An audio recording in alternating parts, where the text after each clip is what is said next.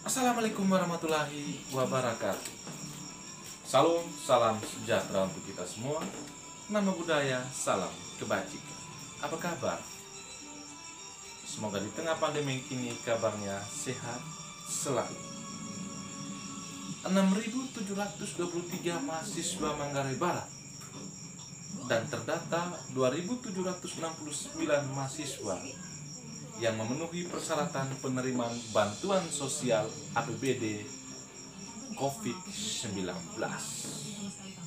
Yang menjadi pertanyaannya adalah ada 3.954 orang yang tidak memenuhi persyaratan penerimaan bantuan sosial.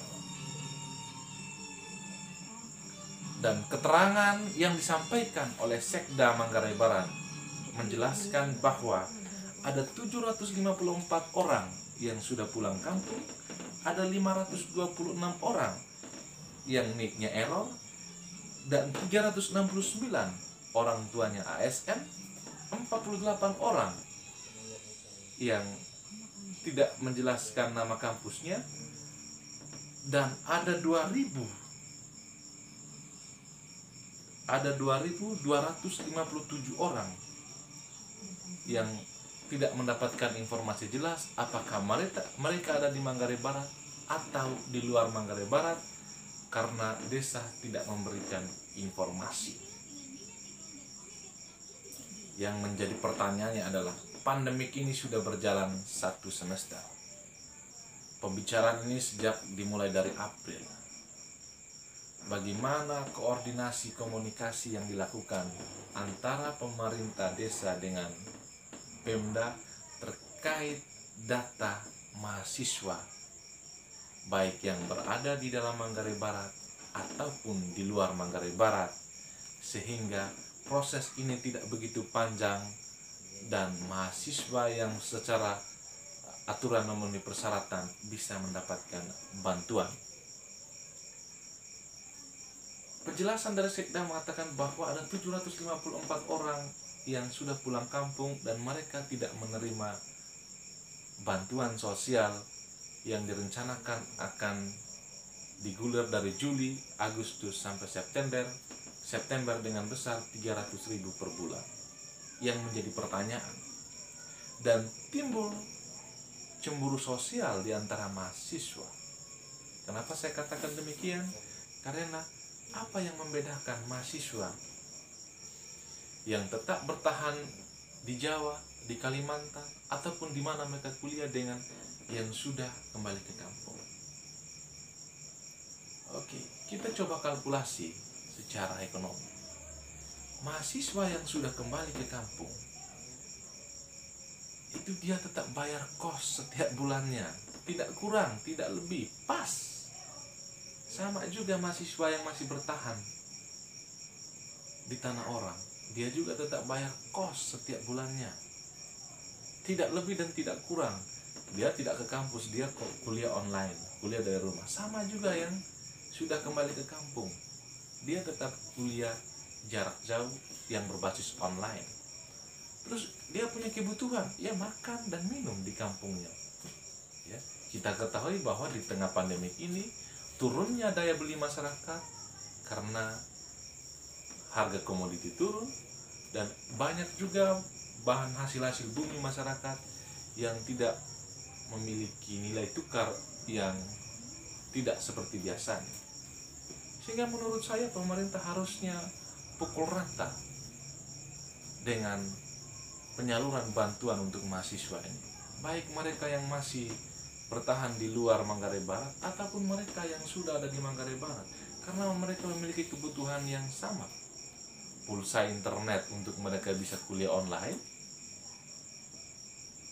ataupun untuk kebutuhan mereka sehari-hari, sama dengan mereka yang sudah ada di Manggarai Barat dengan yang mereka masih bertahan di luar Manggarai Barat. Mungkin bisa dipetahkan kalau memang urgensinya lebih dikhususkan untuk mereka yang di luar, ya, yang di sana mungkin 70%, yang ada di Labuan Bajo, di Manggarai Barat mungkin 30%. Tetapi jangan sama sekali tidak ada, biar nanti tidak ada cemburu sosial antara mahasiswa satu dengan mahasiswa yang lain. Ya. Ini sudah 1 semester. Setiap hari kita bicara corona, dampak corona terhadap ekonomi, dampak corona terhadap keberlangsungan ekonomi dan keberlangsungan sosial interaksi masyarakat. Dan kurang lebih 2 minggu lalu mahasiswa melakukan demo yang besar-besar. Bagaimana tidak mereka menuntut Pemda Manggarai Barat agar segera mungkin meluncurkan bantuan yang sudah dijanjikan sebelumnya terkait bantuan COVID-19 terhadap mahasiswa. Dan mereka juga menuntut bahwa rapid test free, ya, karena rapid test itu merupakan ladang bisnis dari beberapa kepentingan saja, tentu yang punya bisnis di rumah sakit. Kenapa saya katakan demikian ladang bisnis? Bayangkan saja ada 754 orang yang sudah pulang kampung. Ketika mereka kembali ke kampusnya, mereka harus rapid test dengan 350.000 per orang. Berarti itu besarannya itu sekitar 263.900.000. Kaya memang itu rumah sakit, ya. Dan yang menjadi lucunya lagi, itu tidak menjadi jaminan untuk kita bisa sampai ke Bali atau kemana. Karena apa? Hari ini kita rapid test, besok keluar hasilnya, atau sebentar keluar hasilnya. Besok kita ke bandara, beli tiket misalnya, atau lusanya baru berangkat. Ketika sampai di bandara, kita ada pemeriksaan, ikut protokol kesehatan lagi. Sampai di sana misalnya suhu kita lebih dari 30 derajat Celcius, maka kita tidak diizinkan berangkat, kita harus diperiksa ulang. Berarti uang kita yang rapid test yang kita bawa dengan nilai 350.000 digagalkan dengan suhu 40 derajat Celcius. Sehingga banyak orang yang mengatakan bahwa rapid test itu adalah hal yang tidak semestinya dilakukan, karena itu bukan menjadi jaminan untuk seseorang tidak membawa virus dari satu tempat ke tempat yang lain, ya.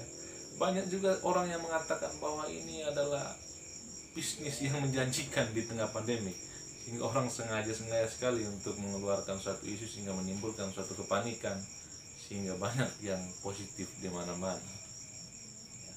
Luar biasa, ya.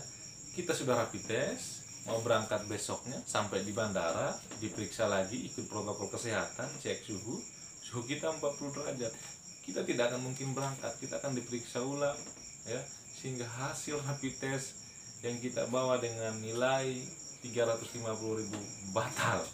Jadi kita tidak bisa berangkat, saudara-saudara.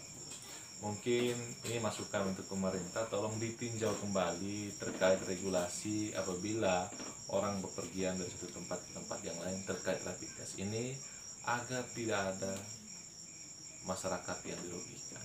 Bila perlu rapid test itu digratiskan, ya. Gratis. Karena apa? Walaupun kita rapid test, ya, tidak menjadi jaminan kita pergi satu tempat itu juga kita tidak bawa virus, ya.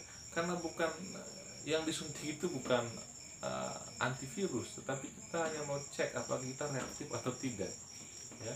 Bisa saja nanti di sana kita terpapar lagi, ya. Jadi bila perlu tidak ada itu rapid test itu, ya. Yang terpenting kita berangkat dari tempat ke tempat yang lain, ikuti protokol kesehatan.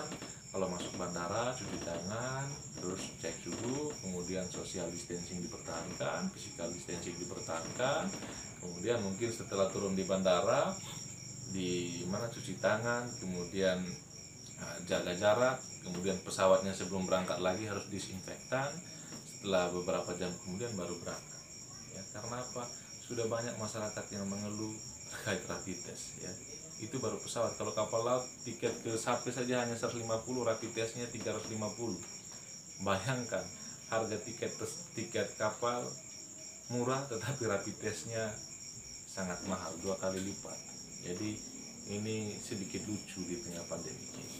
Kembali lagi bahwa dari 6.723 mahasiswa Manggarai Barat, bahwa yang terverifikasi yang memenuhi persyaratan hanya 2.769, dan informasi terakhir yang kita dapat bahwa data itu sudah diserahkan ke Kejaksaan Negeri Labuan Bajo untuk diverifikasi sehingga mendapatkan data yang akurat. Jadi mahasiswa yang sudah terdaftar yang namanya ada di 2769 ditunggu ya, bantuannya akan cair. Tapi kembali kami ingatkan ke Pemda bahwa tolong hal-hal yang tadi sudah bilang bahwa 754 yang sudah pulang kampung, 526 yang nicknya error, 48 yang tidak nama kampusnya, 2000 lebih yang tidak jelas apakah mereka ada di Mabar atau di luar, tolong ditanya ulang ke pemerintah desa ataupun ke tingkat yang lebih bawah, RT atau dusun, melibatkan berbagai kalangan sehingga data itu bisa betul-betul terkonfirmasi sehingga dana yang dikuncurkan tepat sasaran, sehingga masyarakat dan mahasiswa juga merasa bahwa pemerintah hadir untuk memberikan kesejukan, untuk memberikan kedamaian, sehingga mereka juga tetap belajar dengan baik dan mereka menjadi generasi penerus Mabar ke depannya. So, tetap semangat, mari kita bersatu melawan corona, bersatu kita teduh, bercerai kita runtuh. Ya. Jaya selalu.